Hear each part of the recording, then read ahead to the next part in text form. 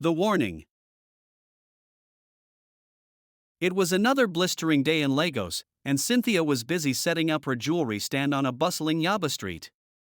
Her jewelry business was modest, a one-woman effort to create something beautiful and meaningful. She dreamed of making it big, of seeing her designs on the wrists and necks of women across the city. But for now, she was content with her humble beginnings. One afternoon, as Cynthia arranged her display, a man walked by, glancing at her stall. Dressed in designer jeans and a sharply tailored shirt, he looked out of place in Yaba's noisy street markets. His gaze lingered on a bracelet made from colorful stones. "Did you make this yourself?" he asked, his voice smooth. Cynthia nodded, watching as he examined the bracelet. He looked young and successful, with an air of mystery that made her both curious and cautious. "It's beautiful," he said. "I'll take it." He handed her twice the price she quoted, a move that took her by surprise. From that day on, Emeka became a regular presence in Cynthia's life. He'd drop by her stall with coffee or lunch, always showing interest in her work and complimenting her designs. She noticed that he dressed impeccably, drove a flashy car, and often spoke of his work in vague terms, claiming he was an import-export businessman. Cynthia's friends cautioned her, hinting that men like Emeka rarely got rich by honest means, but Cynthia was enchanted by his attention and generosity. Emeka quickly won her over. Within weeks, he was taking her to the best restaurants, showering her with gifts, and filling her life with promises of love and adventure. Cynthia, who had never experienced such attention, felt special and cared for. Emeka was charming, and despite his mystery, she saw a side of him that made her believe he was sincere. But there was one person in Cynthia's life who was not charmed by Emeka's wealth or smooth words. Mama Kemi, the elderly woman who sold fruit and vegetables across from Cynthia's apartment, had taken to Cynthia like a mother. Cynthia often helped her set up her stall, sometimes sharing meals and stories. One day, as Cynthia helped her arrange baskets of tomatoes and peppers, Mama Kemi looked at her with an expression that was equal parts sadness and fear. "Cynthia, that man you've been spending time with, Emeka," Mama Kemi began, her voice low. "I don't trust him." Cynthia forced a laugh. "Mama, Emeka's harmless. He just has a mysterious side." But Mama Kemi shook her head, her gaze unwavering. "Harmless? I've seen men like him before, Cynthia. Fast money, smooth talk, they leave destruction behind them. I can't shake the feeling that there's something very wrong about him." Cynthia tried to brush it off, but Mama Kemi continued, her tone turning somber. "There's a darkness around that man, my dear. Call it an old woman's intuition, but there are spirits that warn me in my dreams. They whisper of betrayal and blood, and they tell me you're in danger." Cynthia couldn't ignore the shiver that ran down her spine, though she tried to laugh it off as old superstition. "Mama, you're always worrying about me. Emeka is just a little mysterious, but he's a good man, I'm sure of it." Mama Kemi shook her head slowly. "Sometimes, Cynthia, the people who hurt us the most are the ones who smile the sweetest." Despite the warning, Cynthia continued to see Emeka. A few days later, he invited her on a surprise getaway to a luxury hotel by the coast, something he promised would be an unforgettable experience. Cynthia felt a twinge of unease but convinced herself she was overthinking. She packed her bags and left with Emeka the next morning, dreaming of a romantic escape. The hotel was like something out of a magazine.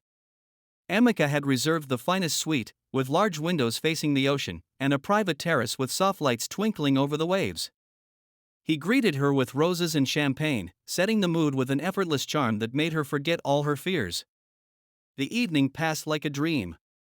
They dined under the stars, danced to soft music, and laughed, Emeka's arms wrapped around her as if she were his entire world. But as the night deepened, Emeka's behavior grew stranger. He started glancing at his watch, his face tensing each time he checked the time. He disappeared several times, murmuring about making arrangements, each time leaving her alone longer than before. When he returned, there was a strange darkness in his eyes that made Cynthia feel exposed and vulnerable. Finally, close to midnight, Emeka took her hand, his grip firm. Come with me, he said, his voice commanding. He led her to a secluded area of the beach, far from the glow of the hotel lights. As they walked, the waves seemed louder, more ominous, and the wind bit into her skin. They reached an old, gnarled palm tree near a rocky outcrop. Emeka stopped, turning to face her, and Cynthia saw that he held something in his hand, a small, silver blade that gleamed in the moonlight. Emeka, what's going on? Her voice was barely more than a whisper, but her words hung in the night like a plea. Emeka's smile was cold and empty, devoid of the warmth that had once made her feel safe. Cynthia, I need you to trust me. This is for us. With this, I'll be able to take care of you forever. His words didn't reassure her. The memory of Mama Kemi's warning, of the spirits she'd spoken of, came flooding back. She felt an invisible presence around her, something urging her to run, to escape. In that moment, the moonlight seemed to shift, and Cynthia saw something impossible, a vision, as if she were standing outside of her own body.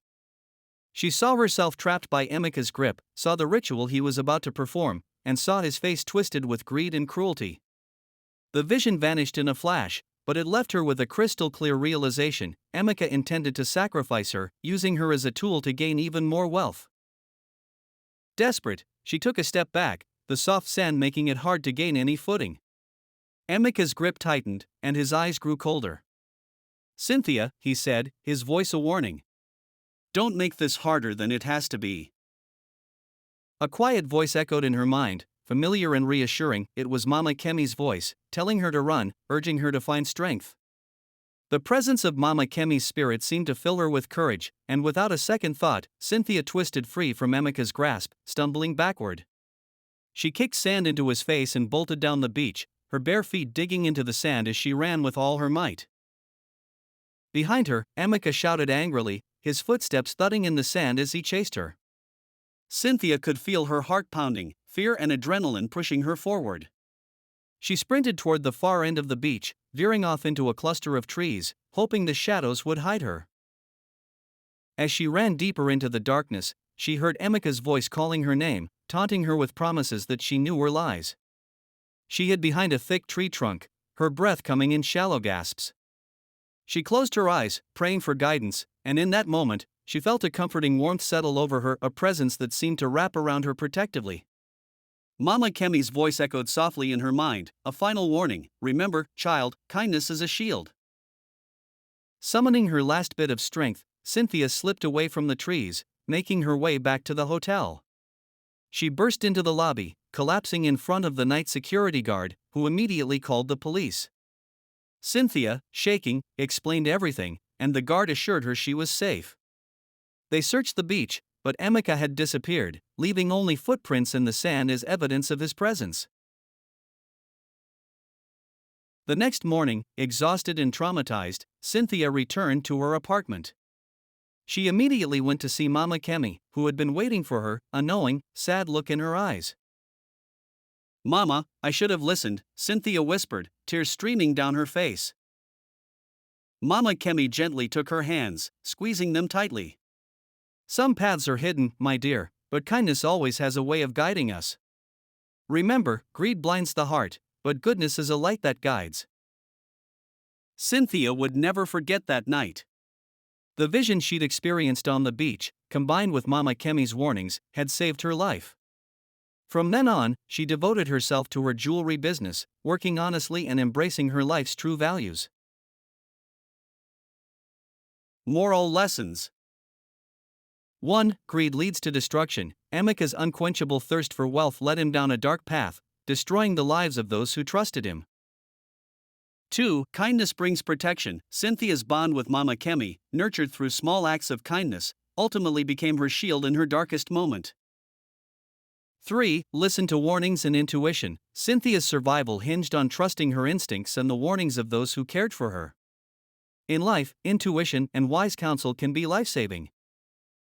Cynthia moved forward with a new strength, her spirit as unbreakable as the ocean that had once threatened to take her. She knew now that true riches come from a heart at peace, not from wealth gained through harm.